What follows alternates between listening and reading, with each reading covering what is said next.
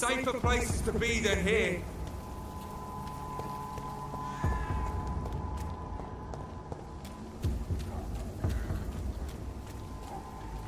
There's more and more of these bloody leeches every night. Aye? The guards recruit more and more every year.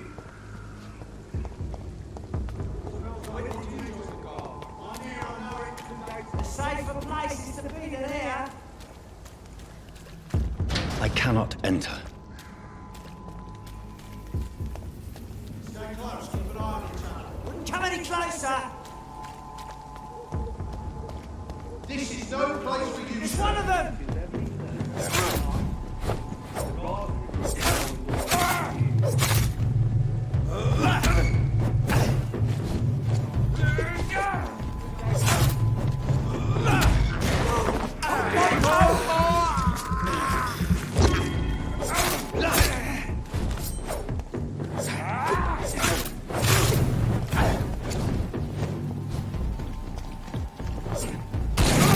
Shit, that leech is fast! Die, vermin! This looks alright.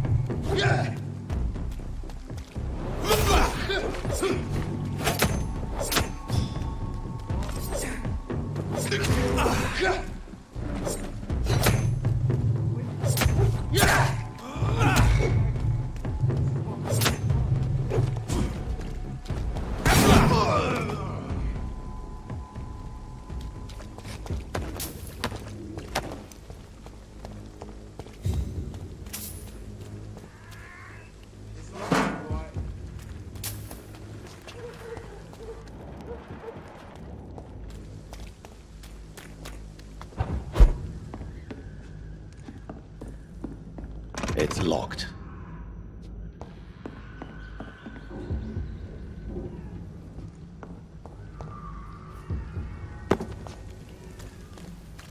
I cannot enter.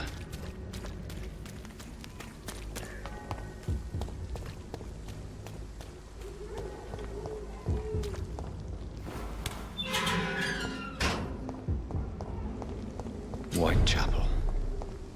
This neighborhood is linked somehow to the kind Lady Ashbury's blackmail. First, let's find this Petrescu fellow.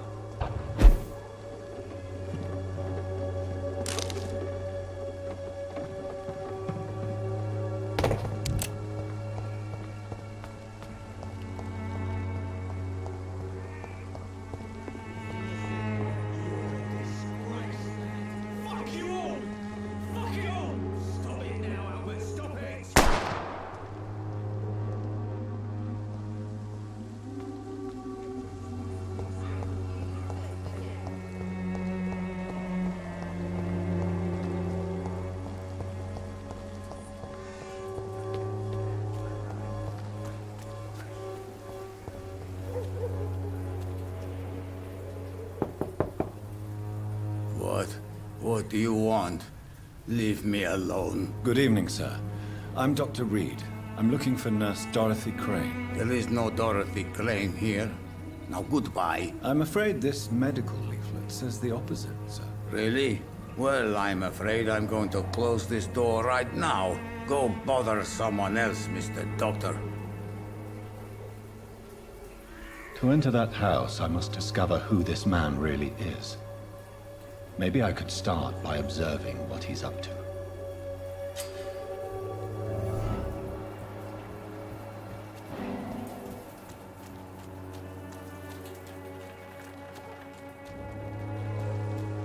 It's locked, all right.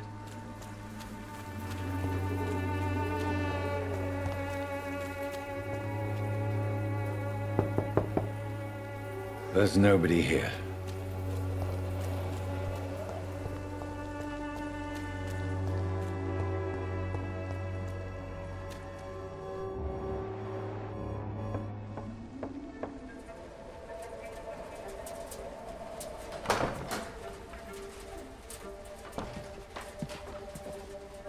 A strange man was at the door with a pass for our medical facility. I refused him entry. Darius, how could you know he didn't need our help? His clothes were too finely tailored to be for Whitechapel. Perhaps just a friend of that stray poet who is always about. Richard Nithercott? No, not of the same cloth, this man. I suspect some machination from that journalist. Clayton Darby. Is he still asking questions? Yes. I saw him drifting around St. Mary's Church. I swear he is tracking me just downwind.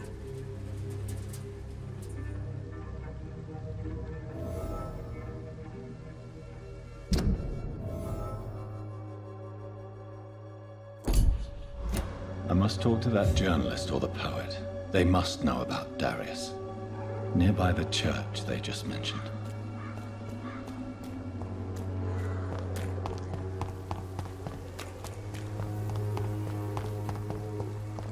Price, good quality. Come on, take a look. Don't be afraid.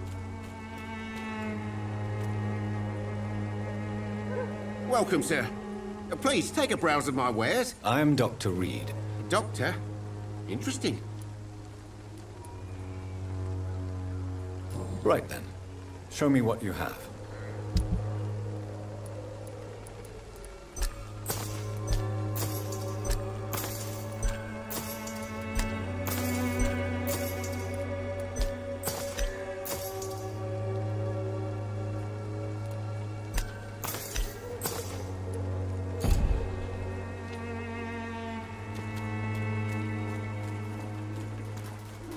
I should never have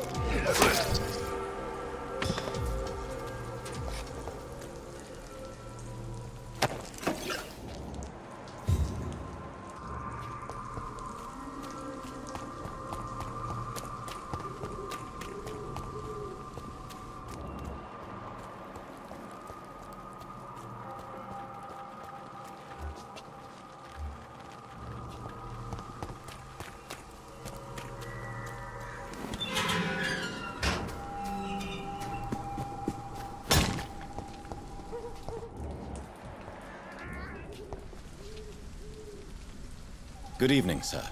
I'm Dr. Reed. I would like to ask you a few questions. Please be my guest. Although I may not be the best informant regarding this part of town, my words speak about that which the eyes cannot see. Really? Are you an artist of some kind? I'm a poet, sir. Richard Nethercott, at your service. May I ask you a few questions about the district? Extraordinary part of town, is it not? I'll be glad to help you, if I can. What can you tell me about an old man called Darius? Darius Petrescu? Yes, I know him. At first, I thought he was only a small publisher. I invited him to publish my work, but his reaction was pretty clear. Not interested in your talent? Darius is an old political activist who takes delight in printing tracts and lampoons. Those communist activities only require mediocre writing skills. I'm looking for Dorothy Crane, a nurse who lives in this vicinity. Dorothy Crane. Oh, I love the name. The Crane of Whitechapel. Sounds very mysterious. But, sorry, no, never heard of her.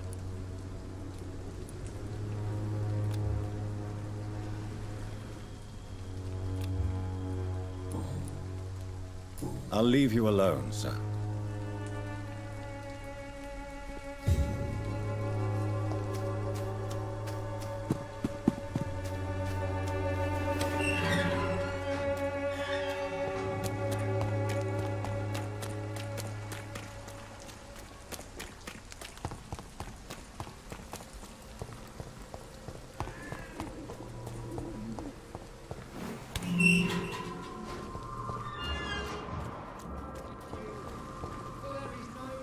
Excuse me, sir. Are you familiar with this part of town? Name's Clayton Darby, reporter. Sorry, I'm new to Whitechapel. But perhaps you could help me since you're a journalist. My name is Jonathan Reed. Dr. Reed, the famous surgeon. I'll gladly help if I'm able, sir. I heard you're investigating an underground medical dispensary in Whitechapel. What do you know about it? Not much, I'm afraid.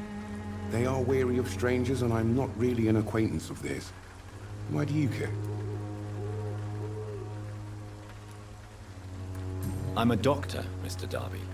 I care about everything involving public health and this epidemic. Are you sure you're not just concerned about the repercussions that a scandal involving a certain Nurse Crane from the Pembroke Hospital would bring? Without a doubt, you are a damn fine journalist, Mr. Darby. What do you know of her accomplice, a man named Darius? I don't know much about the man. He's very cautious. Never goes out. Doesn't seem to have any friends or family. He never goes out? No. A few days ago, he unexpectedly did. I followed him, but it was just a ruse to keep me away from his house. Really? How do you know? He went to the nearest mailbox, but just before posting his letter, he ripped it up and threw it away.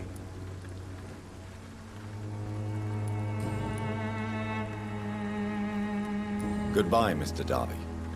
Farewell.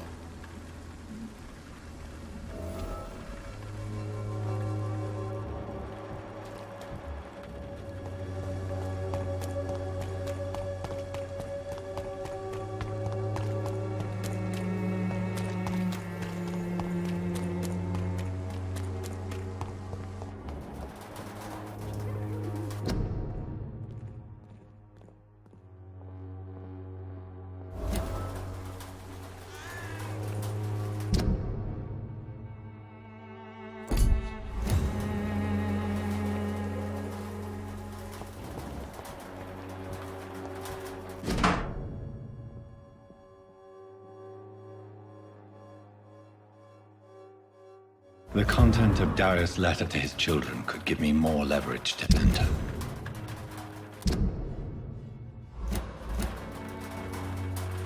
Darius is a bit less of a mystery now. It should not be that difficult to incite him to let me in.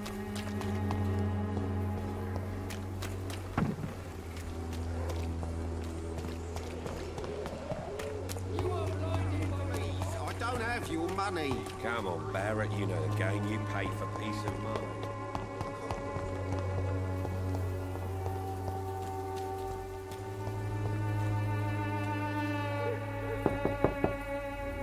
Mr. Petrescu, Just 1 minute, please. You again. Go away. Sir, wait. Stop this nonsense. I know Nurse Crane is here. Shall we speak man to man, you and I? All right. Speak up. Don't you see we're on the same side? We fight to help the poor, sick, and abandoned. I'm nothing like you, Mr. Doctor. Yes, you are. You too believe in providing medical care without charge. You know what we have to sacrifice to make the world a better place. I have to admit your words have conviction. All right, I'll let you see Dorothea. Don't make me regret this, though.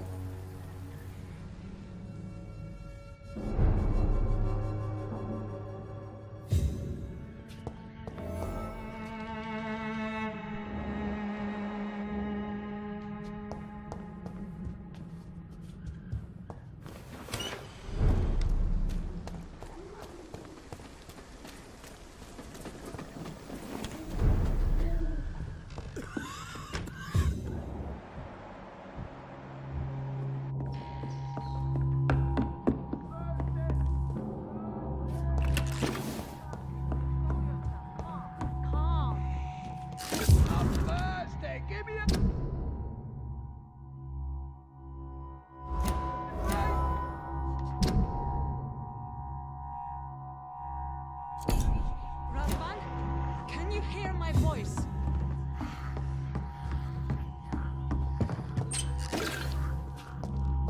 I need help! What do we have here, nurse? Patient Razvan Vasily. High fever running on 3 days. Complaints of dizziness, muscle aches, and head pain. Diagnosed with influenza. Treatment? Aspirin and salicin for the fever and discomfort. Liquids for dehydration, but he's having trouble keeping even water down. Aspirin and salicin, you say? Why not some warm milk and a kiss on the cheek? Where are the quinine salts? Tried buying, borrowing, even stealing. There's none to be found, Doctor. He's not convulsing, he's choking. He's not getting any air. Scalpel! Hand me that scalpel! What can I do, Doctor?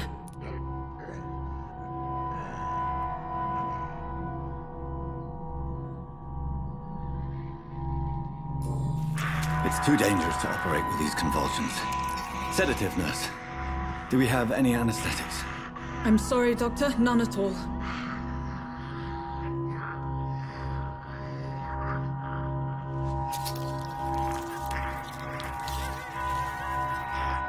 I need to perform a tracheostomy. Short pipe. That rubber tube will do. We're going to cut a passage for air through the neck. Yes, Doctor. He's breathing again, but he's coughing up blood. Internal hemorrhaging. I need to make another incision into the chest cavity to drain the fluids from the lung. Prepare another tube. A thoracostomy. Doctor, we've nothing to fight the infection. We need an aseptic environment. Right then, Nurse Crane. What do you suggest we do? I've no idea. I'm not the doctor. Time is of the essence. We need to perform a thoracic drain. Yes, Doctor.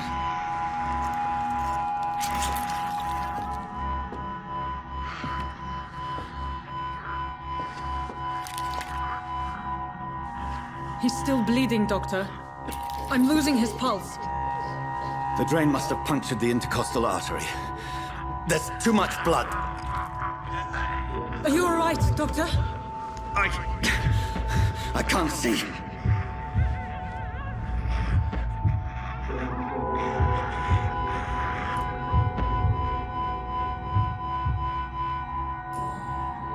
Yes. Yes. I have this, nurse. Allow me to finish the procedure alone. I need the room. I'd prefer to stay and see this through. This is my patient, Doctor. I have needle and thread for stitching the wound.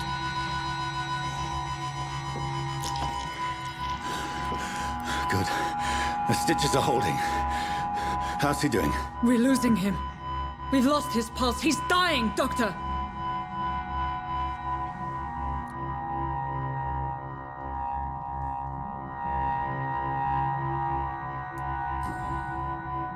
Cardiac massage, now. Cardiac... What? Are you making this up as you go along?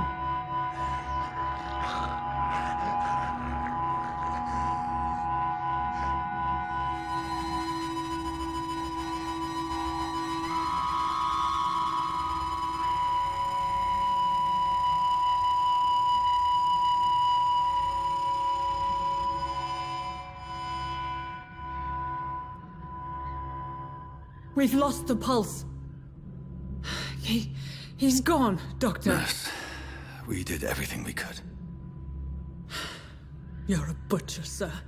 A sick and heartless butcher. This was not an influenza-induced seizure. I've never seen symptoms like these on the continent. Neither have I. But the previous symptoms leading up to this attack were the same, indistinguishable from the epidemic. No. There was something more vile in these reactions. Something primitive. There have been numerous reports of mental breakdowns caused by the fever that accompanies the flu itself, Doctor. Yes, but... I'd best take some samples of the blood for analysis.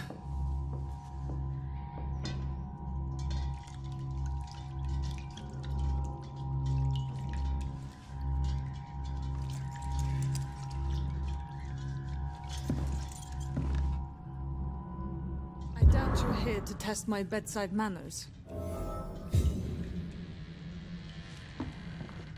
I suspect it was more than intuition alone that led you to us. So, how might I be of service, Dr. Reed?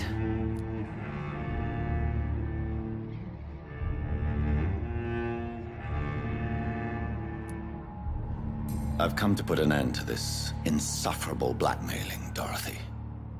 Doctor, you think your warnings scare me? I've stolen and plied, blackmailed and lied, but what else am I to do? I'm all these people have.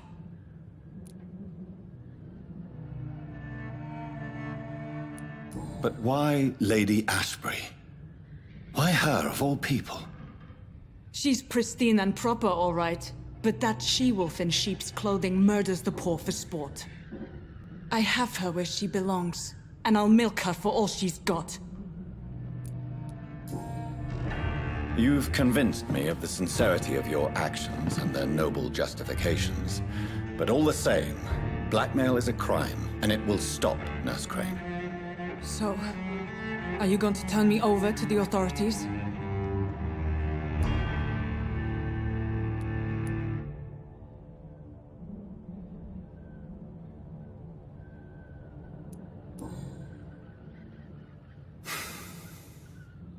No.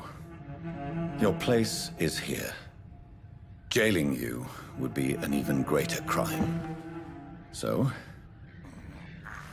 here is my proposition. I'll look the other way on your little enterprise. In exchange, you will resign from the Pembroke Hospital and provide me with medical supplies when the need arises. Dr. Reed! That sounds like a business proposition. My accomplice, then? No, just a privileged client. My research may require the occasional rare piece of equipment or ingredient. I'll pay good coin in exchange, fair and honest, to help finance your noble endeavors.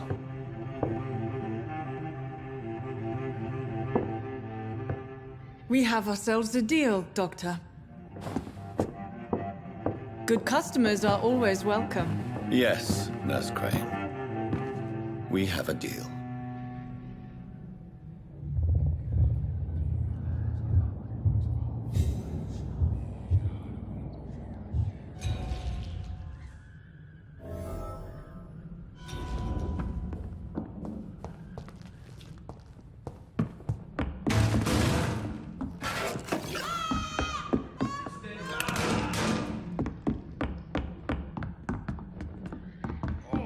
This one stinks already.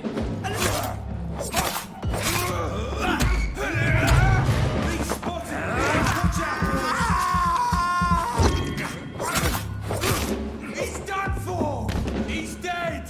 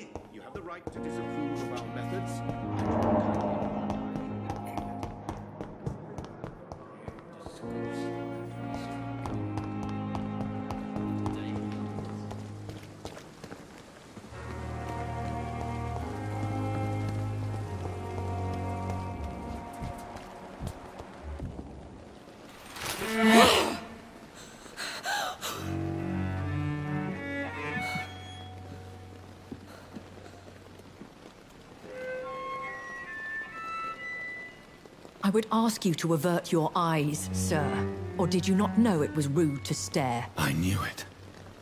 Speak up, Dr. Reed. I like a man who speaks his mind.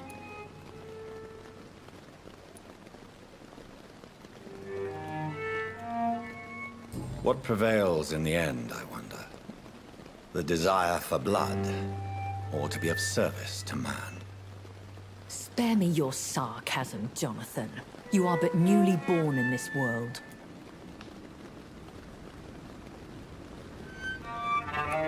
So in the end, the accusation was true, wasn't it? The situation is somewhat awkward nonetheless. I have not been observed sustaining myself for many decades. I have to say I'm a trifle embarrassed. Anyway, I have concluded my inquiries concerning your blackmailer. I see. Please excuse my agitated state. Under normal circumstances, I wouldn't let anyone see me in this condition. I must confess I have not put an end to the blackmail, my lady. Unfortunately, I could not bring myself to do it. I'm so disappointed in you, Jonathan. I didn't expect this from you. Lady Ashbury, you yourself admitted how ridiculous the sum of money was. I can assure you, it was all used for charitable ends. Well, you are full of surprises, aren't you, Jonathan? All right, say I trust you, but you will still pay the ransom. That is only fair. After all, it was you who failed to bring this problem to a satisfactory conclusion. I believe I could agree to that. And since a lady always keeps her promises, I will now answer any questions you may have.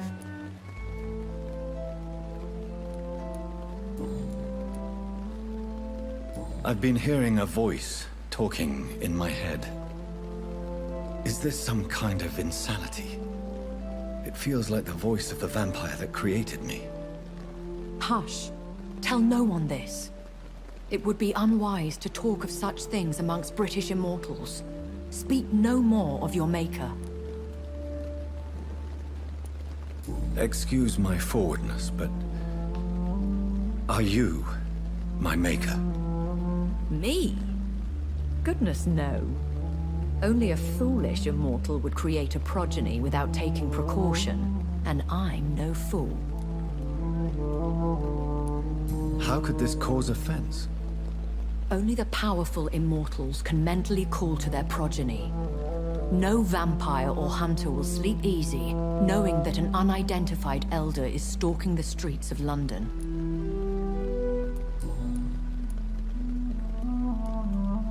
I don't understand.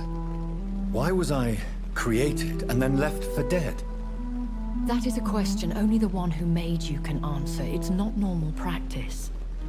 I doubt even if you find him, he will answer you, considering how cruelly he treated you. So me being a vampire could have been a mistake. I very much doubt it, Jonathan. Contrary to the legends, it is not as simple to make another vampire by just biting someone.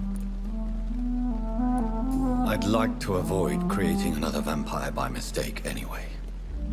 Tell me, how is it done? The process is dangerous. It could even kill your potential progeny. If you did decide to sire an offspring, they must drink of your blood, Jonathan.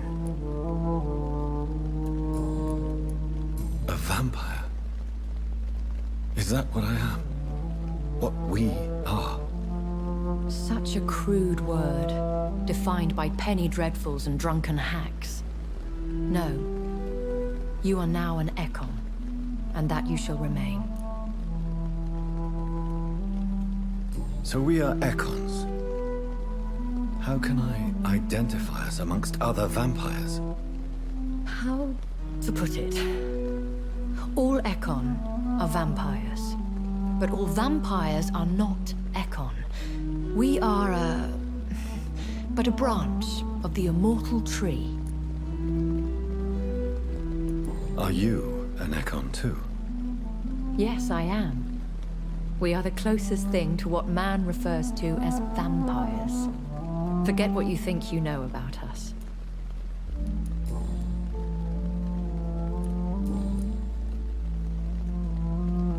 I bid you farewell. For now, my lady. I must quickly analyze the blood I took from Nurse Crane's patient.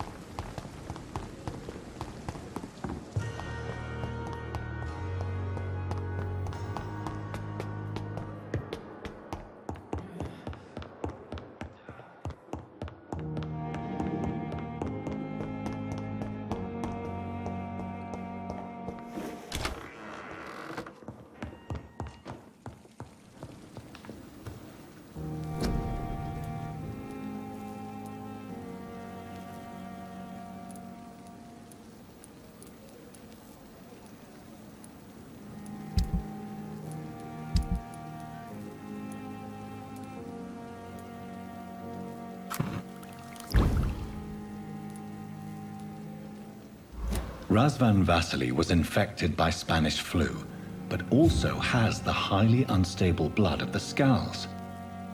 Is the London vampire epidemic transmitted through the flu? I should talk to Dr. Swansea about it.